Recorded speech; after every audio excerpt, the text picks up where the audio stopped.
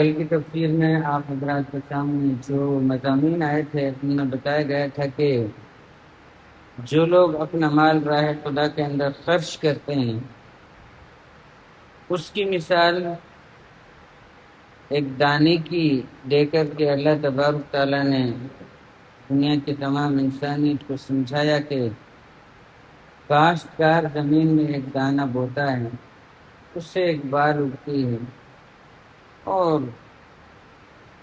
ایک دانے سے 7 بالیں اگتی ہیں اور ہر بال کے اندر 100 دانے ہوتے ہیں، تو اللہ تبارک تعالیٰ ایک کا 700 گنا اجر و ثواب عطا فرماتا ہے۔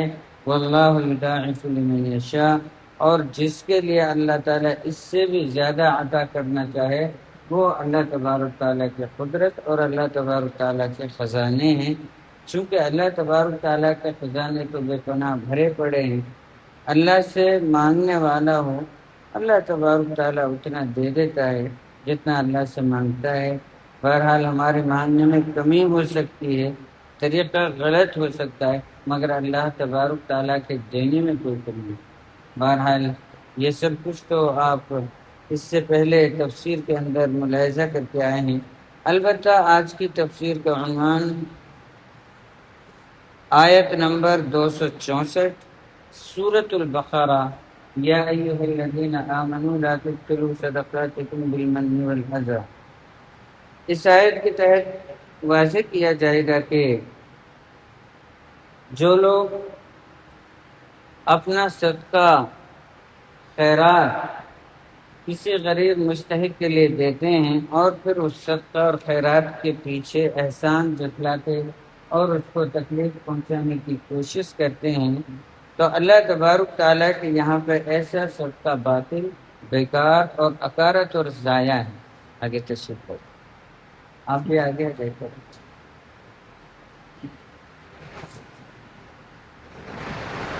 لہذا اس سب کو یہاں آج کی تفسیر میں واضح کیا جائے گا۔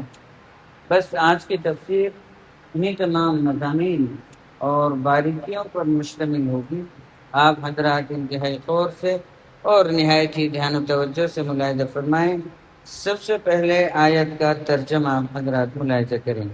یا ایھا الذین آمنوا لا تبطلوا صدقاتکم بالمن والأذى، اے ایمان والو تم اپنے صدقات کو احسان جتلا کر اور تکلیف دے کر ضائع اور برباد نہ کرو۔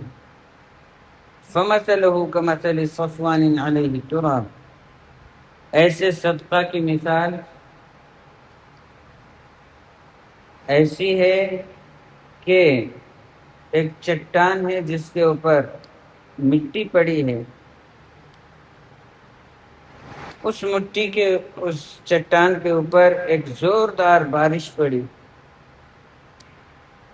فَتَرَكَهُ صَلْدًا، پھر اس بارش نے اس چٹان کی مٹی کو پورے طور پر صاف کر دیا۔ لا يقدرون على شيء مما كسبوا، وہ کسی چیز کے اوپر قادر نہ ہو سکے ان چیزوں میں سے جو انہوں نے کمایا تھا۔ واللہ لا يهدي القوم الكافرین، اور اللہ تبارک تعالیٰ کافر قوم کو ہدایت عطا نہیں فرماتا۔ یہ بھی آپ حضرات نے آیت کا ترجمہ ملاحظہ کیا ہے۔ دراصل قرآن کریم کے مخاطب تو ویسے تو پوری دنیا ہے، پوری انسانیت ہے، سب لوگ ہیں۔ دنیا کے اندر جتنے بھی لوگ موجود ہیں قرآن کریم کے تو سبھی مخاطب ہیں، لیکن خصوصی طور پر مسلمان اور ایمان والے قرآن کریم کے زیادہ مخاطب اور مستحق ہیں۔ یہاں پہ بھی ایمان والوں کو خطاب کیا گیا ہے کہ تم اپنے صدقات کو ضائع اور برباد اور اکارت نہ کرو۔ صدقہ کس طریقے سے ضائع ہو جاتا ہے، یہاں پہ اللہ تبارک تعالیٰ نے بیان فرمایا۔ صدقہ اور خیرات دینے والا، زکوٰۃ ادا کرنے والا، یہ سب آدمی کس لیے کرتا ہے؟ اپنے نفع کے لیے، تاکہ اس کی آخرت بن جائے، اس کو خیر و برکت ملے اور اس کے مال کے اندر اضافہ اور بڑھوتری ہو، اور نیکی کرنے کے بعد چونکہ دل سکون محسوس کرتا ہے تاکہ اس کا دل پرسکون ہو جائے۔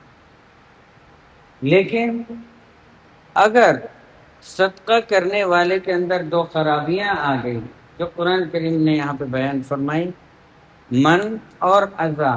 من کہتے ہیں احسان جتلانے کو، میں نے تمہارے اوپر اتنا خرچ کیا، میں نے تم کو اتنا دیا، اور ہم جناب اتنا اور اتنا اور اتنا خرچ کرتے ہیں۔ اگر اس طریقے کا احسان جتلایا گیا تو قرآن کریم نے بیان فرمایا یہ اکارت ہو گیا، خارت ہو گیا، برباد ہو گیا، کوئی فائدہ نہیں۔ دوسری خرابی اذا، اگر صدقہ دے کر تکلیف پہنچانا چاہتا ہے اس کے لیے جو مستحق ہے جس کو دیا ہے تو پورے طور پر پھر بھی ضائع اور برباد ہو جائے گا، اور صدقہ کا اس کو کچھ بھی اجر ثواب یا کچھ بھی نفع فائدہ نہیں ہے۔ پھر اس کو مثال سے سمجھایا کہ لگی انفقوا لہو رئاء الناس ولا یؤمن باللہ، ایسا کون کر سکتا ہے جو صرف دکھلاوے کے لیے کرتا ہے، اللہ کے یہاں سے اس کو اجر ثواب لینے کی ضرورت ہی نہیں، اس کو تو دکھلاوا چاہیے کہ لوگ یہ کہیں گے کہ بھائی بڑا سخی ہے، بھائی ماشاءاللہ بڑا خرچیلا آدمی ہے، بڑا جواد ہے۔ اگر وہ اس لیے کرتا ہے تو اس کا مطلب ہے ایمان نہیں ہے اس کے پاس، لا یؤمن باللہ والیوم الآخر، اللہ پر اور آخرت کے دن پر پھر تو اس کا ایمان ہی نہیں۔ اس کی مثال ایسے جیسے ایک چٹان ہے، ایک پتھر ہے، بھاری پتھر کے اوپر کچھ مٹی پڑی ہے، اس مٹی کے اوپر کچھ بو دیا، اب آسمانی بارش بہت ہی سخت موٹی موٹی بوندوں والی برسی، اور وہ بارش کے ذریعے سے جو چٹان کے اوپر جو کچھ بویا تھا وہ ایک دم صاف ہو گیا، کیونکہ بھاری بارش کو صاف کر دیتے ہیں۔ تو صدقہ کیا، خیرات کی، زکوٰۃ ادا کی، لیکن یہ دونوں خرابی اگر اس کے اندر آ گئی تو بالکل ٹھیک ایسے ہی ضائع ہو جائے گا جیسے اس بونے والے نے پتھر کے اوپر جو مٹی تھی اس پہ بویا اور بارش نے سب کو ختم کر دیا۔ فَتَرَكَهُ صَلْدًا، قرآن کریم نے بیان فرمایا بالکل پھر سے وہ جو چٹان تھی چکیل ہو گئی، اس پہ کچھ بچا ہی نہیں۔ قرآن کریم نے ایسے لوگوں کے لیے بیان فرمایا ہے کہ لا يقدرون على شيء مما كسبوا، یہ لوگ کسی بھی چیز کے اوپر قادر نہ ہوئے، یعنی جو کچھ انہوں نے کمانا چاہا، جو کچھ انہوں نے کمایا کچھ ملا ہی نہیں۔ بعض مرتبہ رپورٹ آتی ہے کئی بار ہمارے پاس کسی دن بھر محنت کرتے رہتے ہیں، بڑی محنت سے کام کرتے ہیں، مگر کچھ ملتا ہی نہیں، کچھ نفع نہیں ہوتا، پرفٹ نہیں ہوتی، پیسے بچتے ہی نہیں۔ تو یہ سب باتیں ہیں جب کام کو نیک نیتی سے کریں گے، سچے اور اچھے صاف دلی سے کریں گے، کسی کو نفع پہنچانے کے لیے کام کریں گے، کسی کو بھی تکلیف سے بچاتے ہوئے کام کریں گے کہ میرے عمل سے، میرے کام سے، میری دکان سے یا میرے بزنس یا میرے کاروبار سے کسی کو تکلیف نہ پہنچ جائے، جب اس طور پر کام کریں گے تو اللہ تبارک تعالیٰ نفع دے گا اور بہت دے گا، اور بہت اس کو دنیاوی اور اخروی دونوں نفع ملیں گے۔ تو مما کسبوا، جو کچھ انہوں نے کمایا اس صورت میں تو انہیں کچھ بھی نہیں ملا، واللہ لا یہدی القوم الکافرین، اللہ تبارک تعالیٰ کافر قوم کو ہدایت نہیں دیتا۔ کافر قوم کو ہدایت نہیں دینے کا مطلب یہاں پہ یہ ہے کہ جو لوگ کفر پر جمے بیٹھے ہیں اور کفر کو ہی وہ اپنے لیے اچھا سمجھ رہے ہیں، تو ایسے لوگوں کو تو اللہ ہدایت نہیں دیتا۔ ہدایت پھر اللہ کس کو دیتا ہے؟ قرآن کریم پارہ نمبر 25 پڑھ کر کے دیکھ پتہ چل جائے گا، اللہ یہدی من یشاء ویہدی الیہ من ینیب، اللہ تبارک تعالیٰ اس کو دیتا ہے جو اللہ تعالیٰ کی طرف رجوع کرنا چاہتا ہے۔ بے چین پریشان حال ہے، یار اس بے چینی اس پریشانی کو سکون کہاں ملے گا؟ وہ سکون کی جگہ جب تلاش کرے گا، اس فکر میں رہے گا، غور کرے گا، تو اللہ تعالیٰ اس کو اپنی طرف بلا لے گا، اس کو سکون دے دے گا، ایمان دے دے گا، اسلام کی دولت عطا فرما دے گا، ایمان، اسلام، دین اور سنت شریعت سے زیادہ کہیں کسی چیز میں سکون ہے ہی نہیں۔ حدیث میں آتا ہے اللہ کے رسول پاک صلی اللہ علیہ وسلم نے ارشاد فرمایا ہے، جو لوگ ریاکاری کے واسطے، دکھلاوے کے واسطے اور ان خرابیوں کے تحت اپنا مال خرچ کرتے ہیں تو کل قیامت کے دن اعلان ہوگا رب کریم کی طرف سے کہ جس نے